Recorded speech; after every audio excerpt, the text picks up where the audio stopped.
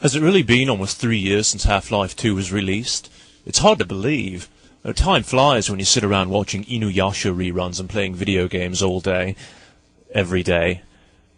I created this video commentary of Half-Life 2 for a couple of reasons.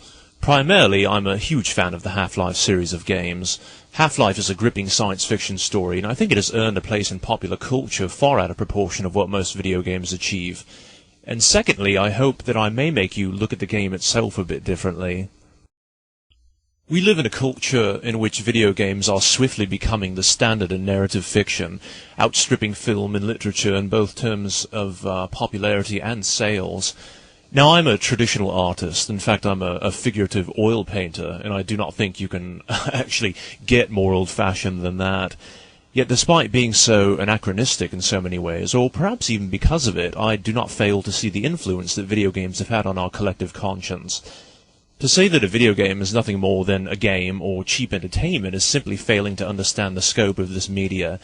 A video game is a work of art, the same as a novel or a film.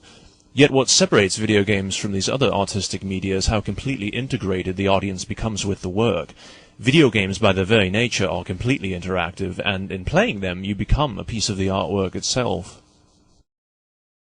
As Half-Life 2 has been out for 3 years now, it was somewhat difficult for me to choose what to say about it, as almost everyone watching this will have already played the game, and therefore already be intimately familiar with it. Perhaps I'll give you a perspective on the game that you had not previously thought of. Maybe you will see something new, or something that you had forgotten, and will once again become as enamored of this remarkable and influential game as I am. In the end, this commentary is nothing more than one player's point of view, but it's a point of view that I hope you will enjoy.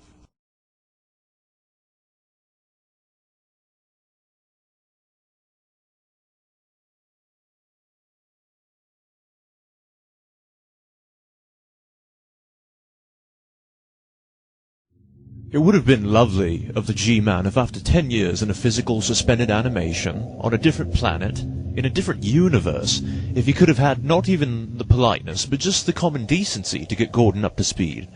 A cup of tea would have been nice, or perhaps just the most cursory briefing as to what has been transpiring over the past decade.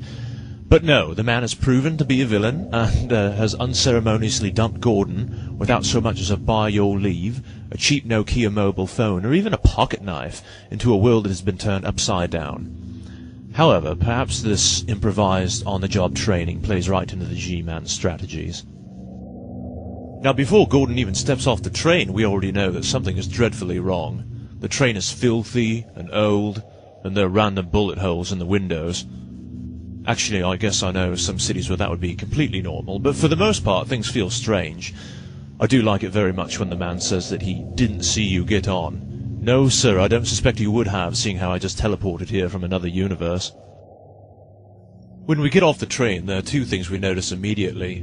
The first thing is the Combine scanner, which is in flight due to some means of propulsion that was not available to human science the last time we were on Earth. It definitely sends a very sharp message about the current state of affairs. The second thing is the large, smiling face of Dr. Breen on the public address monitor. Even at this very first moment, this first meeting of Dr. Breen, it's easy to see that he is feigning both his welcome and his remarks about the safety and security of City 17. And I think it's a real credit to both the animation and the voice acting that we're able to discern this just from his facial expression and tone of voice.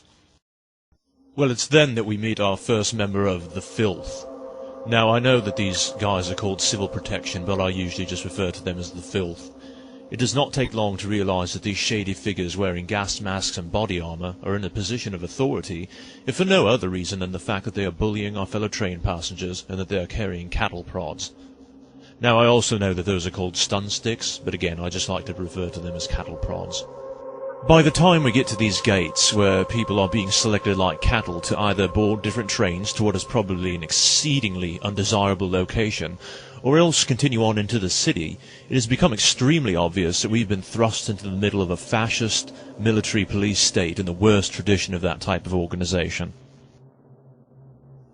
There's a moment of panic when we're singled out to follow this cop to God knows where.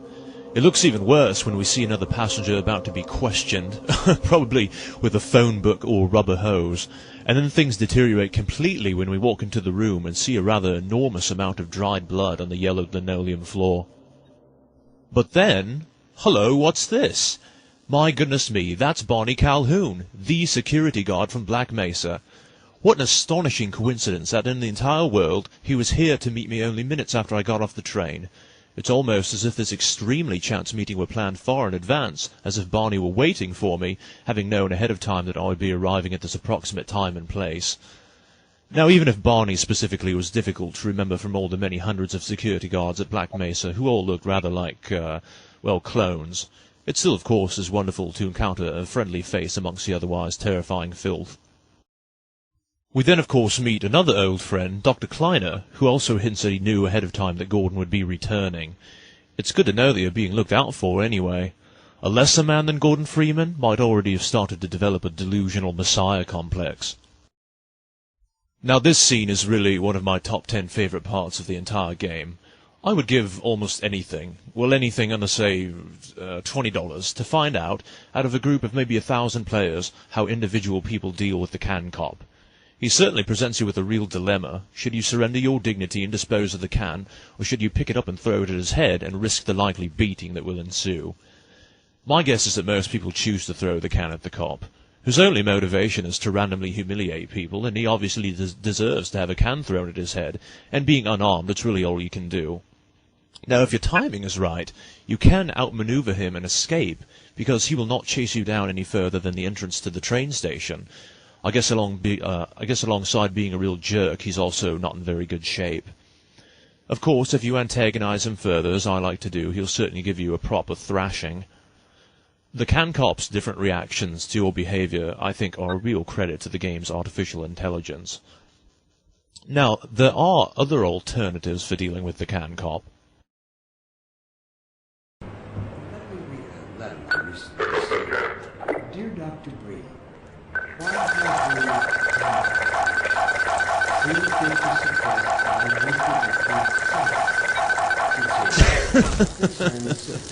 Oh, God, that's lovely. After we resolve our conflicts with the can cop and make it outside, we're presented with our first views of City 17. This first view of the square outside the train station is very beautiful, and there's lavish attention to every detail.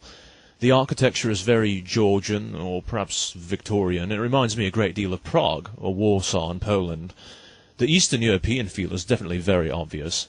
And now the centrepiece of this view of the square, of course, is the looming citadel, of which as yet we know little, save that the architecture is definitely not Georgian or Victorian. I like how the enormously tall citadel looms directly behind the obelisk-like structure, which in its day was probably seen as magnificent, but is now nothing compared to the overbearing presence of the citadel. It's a great contrast, I think, that says a lot about the domination of the state over the people.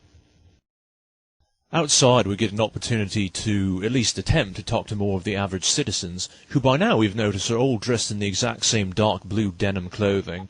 It's very unattractive and makes us think of institutionalization or even imprisonment. The people we meet, not only outside but earlier in the train station as well, are very paranoid, fearful, and even a bit psychotic. All of these things suggest to me a populace that has undergone a great deal of stress and trauma. Word to the wise, keep it to yourself. Don't drink the water. They put something in it to make you forget. I don't even remember how I got here.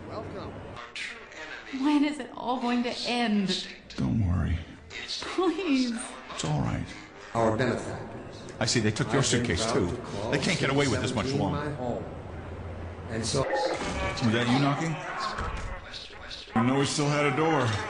relocate to And one there's a of door our out here. finest They never remaining leave. urban centers. You never see them go. They're always full. thought No so. one... I wouldn't say that too loud. This is his base of operations. Safe scaring off in the those pigeons. hard scratch- Oh no. Now we're really gonna get it. Well, you get the gist of it anyway. Taken as a whole, the first 10 minutes of the game make it more than extremely clear that there's an exceedingly oppressive, authoritarian regime in control of things. Now, what a culture shock this must be to Gordon, to whom the most oppressive things got in his former life were the routine security measures at Black Mesa and also the frequent snide comments of the senior scientist there as well.